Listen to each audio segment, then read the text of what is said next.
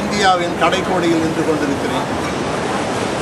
வலது பக்கத்திலே வங்காள விரிகுடாவும், இடது பக்கத்திலே அரேபியன் கடலும், பின்னாடி இந்து மகா சமுத்திரமும் நிறைந்து ஒன்று கூடுகிற இந்த கன்னியாகுமரியிலும் தேவனாகிய கர்த்தருடைய கிருபையை நினைத்து இந்த தேசம் எழுப்புதல் அடையும்படியாக, இந்த தேசத்தில் எழுப்புதலுக்காய் ஜெபிக்கும்படியாக வாஞ்சிக்கிற இருதயங்களோடு ஜெபிக்க வேண்டும் என்று விரும்புகிறேன்.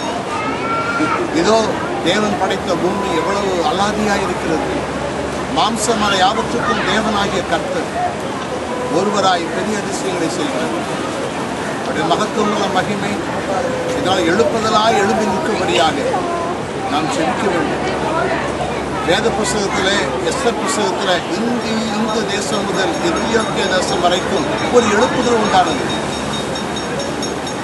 எஸ்தர் திறப்பின் வாயில நின்று, நான் மரித்தாலும் ஆயத்தமாயிருக்கிறேன், என் ஜனங்கள் ரட்சிக்கப்பட வேண்டும் என்ற வாஞ்சியோடு ஜெபித்த பொழுது, மொர்தெகாய் பரிசுத்த ஆவியினால் நிரப்பப்பட்டவனாய் யூத ஜனங்களுக்கு வந்த கேட்டை நினைத்து அலறினான், கதறினான், கண்ணீர் விட்டான். அப்படிப்பட்ட ஒரு வைராக்கியம் நம் இருதயங்களிலே பிறக்கும் பொழுது, நாம் ஜெபிக்கும் பொழுது வானத்தையும் பூமியும் படைத்த தேவன் ஒரு எழுப்புதல் அனுப்ப வல்லவராயிருக்கிறார். ஜெபிப்போமா? தேவனே, எங்கள் தேசம் எழுப்புதல் அடையும்படியாக உடைய வல்லமை ஒரு விசை இறங்குவதாக. வானத்தையும் பூமியும் சமுத்திரத்தின் ஆழங்களையும் படைத்த தேவனாய் கர்த்தருடைய நாமம் மகிமை அடைவதாக. எலியாவின் தேவனாய் கர்த்தருடைய அக்கினியின் வல்லமை அபரிதமாய் இறங்கி மூடுவதாக. இயேசு கிறிஸ்துவின் நாமத்தில் ஜெபிக்கிறோம் பிதாவே, ஆமென். சர்வத்தையும் படைத்த சர்வ வல்லமையுள்ள தேவனாகிய கர்த்தாவே, எங்கள் தேசத்திற்காய் ஜெபிக்கிறோம், இந்த உலகத்துக்காய் ஜெபிக்கிறோம்.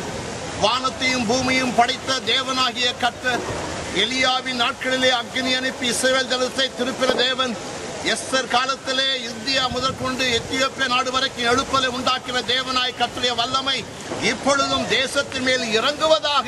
தேவரீர் அக்கினியினால் உத்தரலும் தெய்வமே, உம்முடைய மகிமை இறங்கி அந்தகாரங்கள் நிர்மூலமாக கடவது, தேசம் எழுப்புதலை காணும்படியாக தேவ வல்லமை இறங்குவதாக என்று ஜெபிக்கிறோம் கர்த்தாவே.